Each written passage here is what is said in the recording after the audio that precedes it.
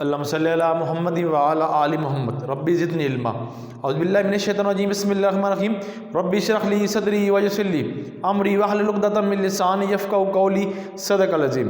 It is my pleasure to share some knowledge of the subject known as Principle of Accounting. My name is Sir Tahir. Dear student, जैसे कि पता कि हमने commerce के student के लिए lectures start की गई है जिसके अंदर मैथ्स, स्टैट, इकोनॉमिक्स और अकाउंटिंग को मौजूद गुफ्तगू बनाया गया है। आज अल्लाह पाक के करम और फजल से बेटा हम जो डिस्कशन चल रहे हैं वो चैप्टर नंबर 6 है जी, bill of exchange. Question number 3 आज डिस्कस करेंगे। चलते हैं जी अपने टॉपिक की तरफ। टॉपिक बेटा हमारा बिल ऑफ एक्सचेंज हम डिस्कस कर रहे हैं क्वेश्चन नंबर 3 को। आरिफ सेल गुड्स, आरिफ ने सेल की गुड्स फॉर रुपीज़, हनीफ को ₹20,000 क्रेडिट पे उधार बेस पे 1 मार्च 2015 Arif due Hanif amount a bill of 20,000 at the 3 month and say at on the same date। तो इसके अंदर हमने आज रीड किया कि आरिफ है और हनीफ है, इनके अंदर ट्रांजैक्शन हुई है, ठीक हो गया। तो हमने सबसे पहले इसमें ये देखना है कि आरिफ क्या है। आरिफ जो हमारे पास है वो ड्रायर, ठीक है। हनीफ जो है वो ड्राई। मैंने बताया था आपने 2 लेक्चर के अंदर जो कंसेप्चुअल लेक्चर था और एक पहला क्वेश्चन के 2 क्वेश्चन मैंने किए थे उसके अंदर मैंने बता दिया था आपको ड्रायर क्या होता है, ड्राई क्या होती है। इसके अंदर जो ड्रायर है, जो ड्रा करता है वो ड्रायर होता है, जो एक्सेप्ट करता है वो ड्राई होती है।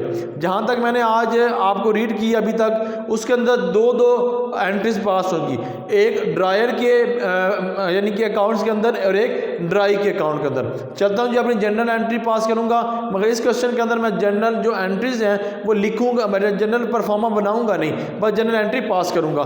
चलता हूँ जी बेटा अपने टॉपिक की तरफ।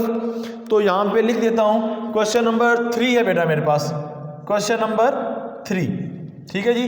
और पहले यहाँ पे एक कॉलम बना लेते हैं, दूसरा कॉलम, फिर आगे एंट्रीज पास करता हूँ जी। यहाँ पे सबसे पहले आपके पास आरिफ, ठीक है जी, फिर हनीफ अकाउंट, तो यहाँ भी लेते हैं हनीफ अकाउंट, ठीक हो गया। फिर फर्दर जो दूसरा पार्टनर होगा उसका फिर बाद में नाम लिख देंगे। पहली एंट्री बेटा हमने सबसे पहले मैंने बताया था कि हमने डेट को देखनी है, डेट के बाद हमने ड्रायर और ड्राई को देखना है, फिर हमने तीसरी जो बात देखनी है वो ऑनर की बात देखनी है, ठीक है। डिसऑनर या ऑनर। ऑनर का मतलब क्या होता है कि हमने बिल पे कर दिया, डिसऑनर मतलब होता है हमने बिल अदा नहीं किया। ये मैंने हर लेक्चर के अंदर मैं पहले आपको ये याद करवा देता हूँ कि ये चीज़ें आपने अपने माइंड में रखनी है। चलता हूँ जी पहली एंट्री बेटा पास करूँगा।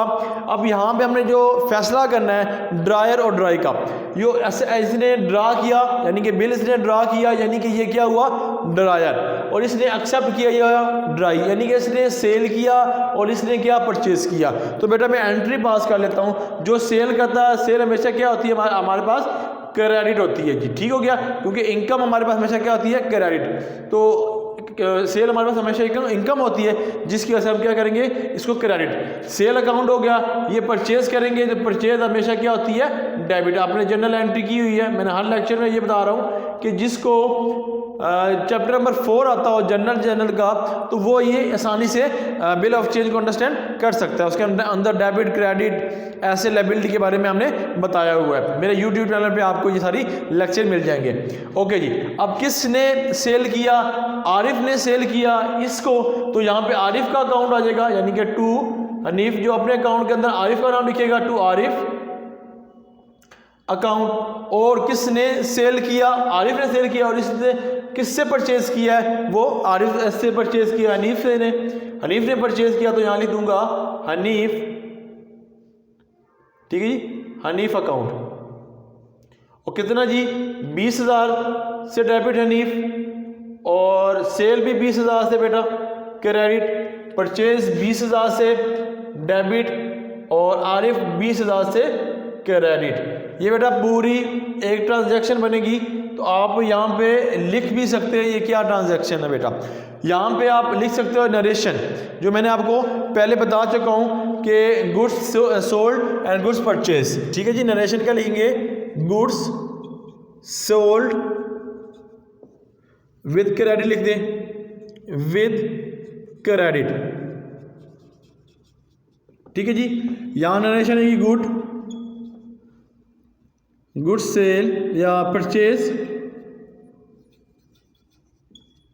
विथ क्रेडिट, ठीक हो गया। अब दूसरी बेटा एंट्री इसके अंदर क्या है, एक्सेप्ट की एंट्री है।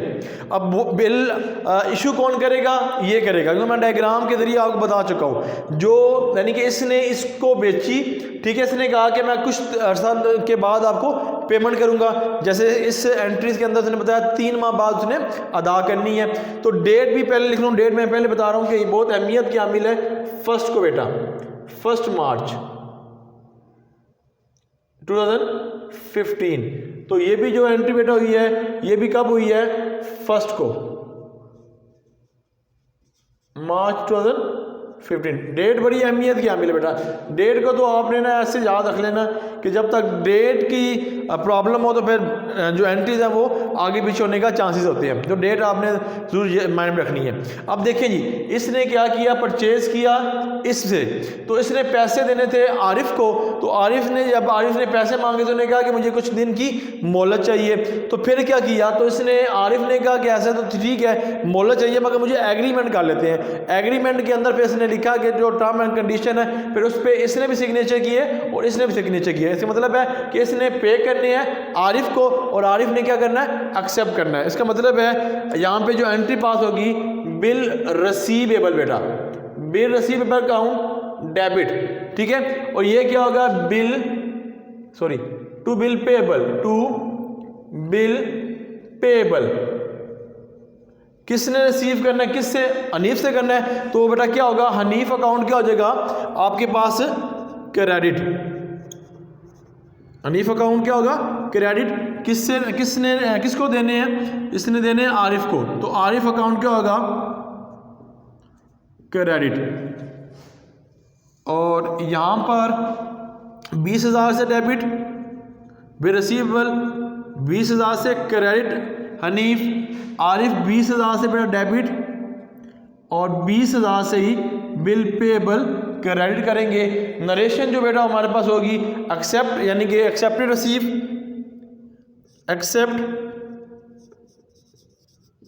एक्सेप्टेड रिसीव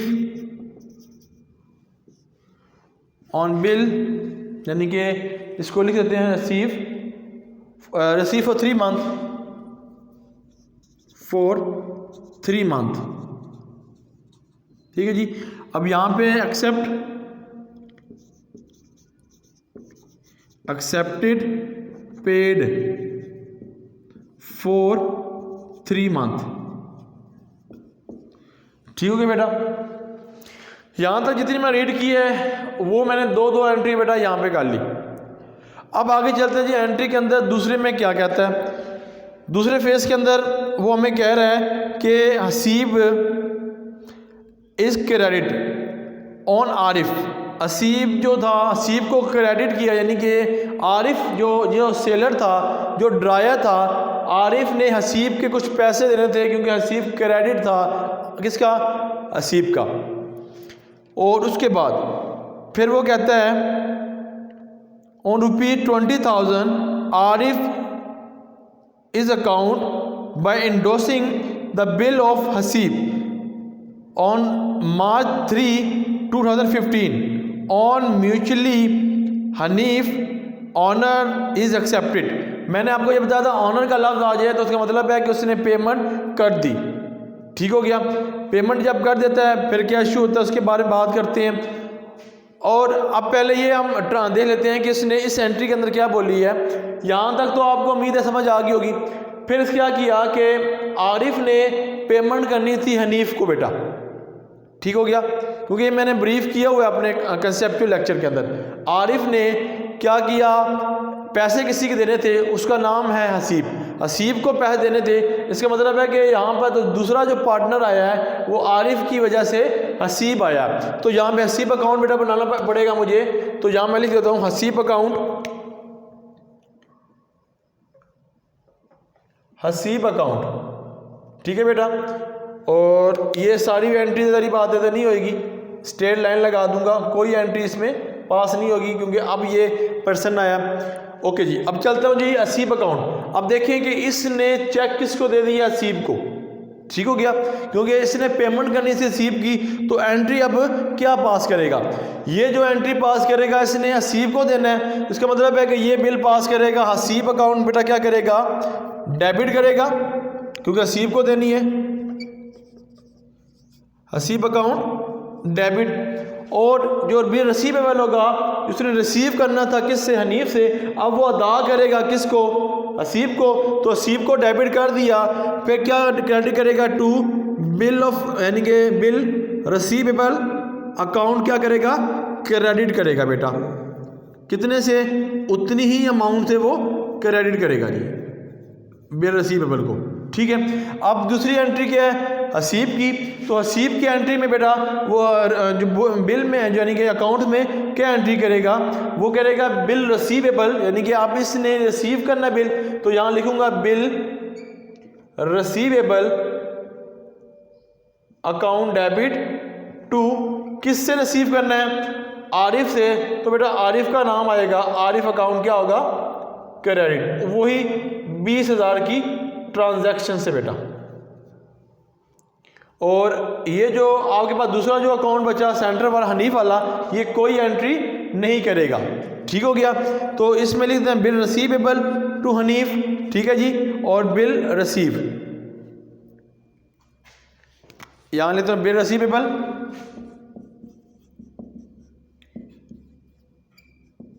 रिसीव एबल, ठीक हो गया। और ये करेगा बिल इंडोर्समेंट कर लेते हैं, क्योंकि बिल इंडोर्स की हसीब को बिल इंडोर्समेंट बाय हसीब, ठीक है जी, बिल इंडोर्स किया किसको, हसीब को, और इसने क्या किया, बिल को रिसीव किया। ओके जी, अब आगे दूसरी टर्म एंड कंडीशन ये है बेटा कि जब इसने इंडोर्स कर दिया 3 को, डेट भी लिखी जी यहाँ पे 3 मार्च को 2015 बेटा, यही इधर भी यही एंट्री यही आएगी डेट, तो ऊपर ले लेता हूँ, यहाँ पे डेट है जी 3 मार्च, ठीक है 2015, इसकी भी 1 है 1 मार्च, क्योंकि डेट बड़ी अहमियत क्या मिला जी, डेट तो लिखनी है आपने, और ये भी सेम एंट्रीज है बेटा। ओके, अब हमने क्या करना है कि हम उसने क्या करनी है, अब पेमेंट की बारी आनी है, क्योंकि उसने आगे जो रिकॉर्ड बताया हुआ है वो उसने क्या कर दिया, अब पेमेंट करनी है, ठीक है जी। अब पेमेंट किसको करनी है, हसीब को पेमेंट होनी है, किसने करनी है, वो हनीफ अकाउंट ने, ठीक है जी। अब हम आगे की तरफ मूव करते हैं, अब क्या मूव करना है, ये तो खाता क्लियर हो गया, ठीक है, इसने पैसे इससे लेने थे और इसने पैसे इसको देने थे, तो अब इसने क्या कर दिया, जो इससे लेने थे तो वो चेक इसको उठा कर किसको दे दिया, हसीब को, अब हसीब जाने और हनीफ जाने, ठीक है जी। अब यहाँ पे हम ट्रांजैक्शन किस तारीख करेंगे, 3 माह बाद, ठीक है।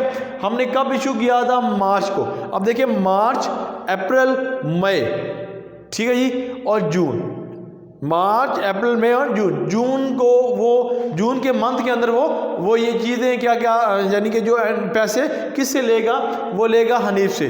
तो यानी कहने का मतलब है कि अब इन 2 की एंट्री होगी, पहली डेट जो लिखूंगा वो जुलाई, ठीक है जी, सॉरी जून, और कौन सा मंथ है जी 2015, और जो ईयर होगा यानी कि जो हमारे पास डेट हो जाएगी वो क्या हो जाएगी, 1 दिन एक्सटेंड कर जाएगी, 3 तारीख को ये बेटा उसने दी थी तो 1 दिन और दे देगा, यानी कि 4 तारीख को वो क्या करेगा, बिल का जो पेमेंट है वो जून को क्या करेगा, वो उसके कलेक्ट करेगा, किससे करेगा, वो हनीफ अकाउंट से कलेक्ट करेगा बेटा। अब ये देखें, इसने अदा करनी है, इसने रिसीव करनी है, तो यानी कि अदा करने के लिए जो बिल रिसीवेबल है वो डेबिट कर देंगे, यानी कि बिल रिसीवेबल अकाउंट बेटा क्या हो जाएगी, डेबिट, और इसने कैश रिसीव करनी है, यानी कि यहाँ पहले यही एंट्री कर लेता हूँ, तो ये क्या करेगा, इससे कैश जाएगा, कैश अकाउंट क्रेडिट कर देंगे उतने ही अमाउंट से 20,000 से बेटा, और इधर भी 20,000 अकाउंट से 20,000 अमाउंट से क्रेडिट कर दूंगा। और यहाँ पे क्या आ जाएगी, यहाँ पे कैश रिसीव होएगा, किसने, हसीब ने करना है, तो यहाँ पे हसीब अकाउंट क्या हो जाएगा, सॉरी कैश अकाउंट क्या हो जाएगा, डेबिट, और बिल जो है पहले डेबिट था बिल रिसीवेबल, अब बिल रिसीवेबल क्या हो जाएगा क्रेडिट, क्योंकि हमें रिसीव हो गए हैं पैसे, तो इतने ही अमाउंट से उसको भी हमने डेबिट और क्रेडिट कर दिया। तो यहाँ पर क्या हो गया, बिल पेबल, नरेशन होगी बिल पेड बाय हसीब, और ये होगा बिल रिसीव। ठीक हो गया, उसने पे की हसीब और हसीब बाय, अब बेशक लिख दें आप, यहाँ पे लिख दें बाय हनीफ, उसका नाम लिखते हैं जी बेटा, ज़्यादा आपको अंडरस्टैंड हो जाएगा। ये ले जी, ये था। और ये जो अकाउंट है ना दूसरे वाला, यानी कि आरिफ वाला, ये कोई एंट्री नहीं करेगा बेटा। ये था हमारा आज का लेक्चर, जो हमने बड़े सिंपल अंदाज में और अच्छी गुफ्तगू से आपको समझाने की कोशिश की है कि जब भी वो सेल करेगा, परचेज़ करेगा और एक्सेप्ट करेगा, दो एंट्री हमेशा ऐसी होंगी बेटा। ठीक है, जब इंडोर्समेंट करेगा तो एंट्री इनके, यानी कि जो इंडोर्स करेंगे इनके दरमियान में होगा, मगर जो पेबल वाला होगा जिसने अदा करने होगा उसके अकाउंट में एंट्री नहीं होगी। जब इंडोर्समेंट होगी, जब पेमेंट करने की वक्त आएगा, फिर इसके अकाउंट में एंट्री नहीं होगी, इन दो के अकाउंट में एंट्री होगी, एक ने पे करनी और एक ने रिसीव करना बेटा। उम्मीद है कि ये बात आपको अंडरस्टैंड हुई होगी। कोई भी प्रॉब्लम हो बेटा, किसी भी क्वेश्चन के अंदर कमेंट्स बोर्ड में ज़रूर लिखिएगा, और इंशाअल्लाह नेक्स्ट लेक्चर जो क्वेश्चन नंबर 4 का है वो इंशाअल्लाह आपसे डिस्कस करूँगा। हमें इजाज़त दीजिएगा, इंशाअल्लाह इसी चैनल पे आपसे मुलाकात होती रहेगी ताहिर लर्निंग ऑफ इकनॉमिक्स पे। अल्लाह ताला हम सब का हामी और नासिर हो। अल्लाह हाफिज़।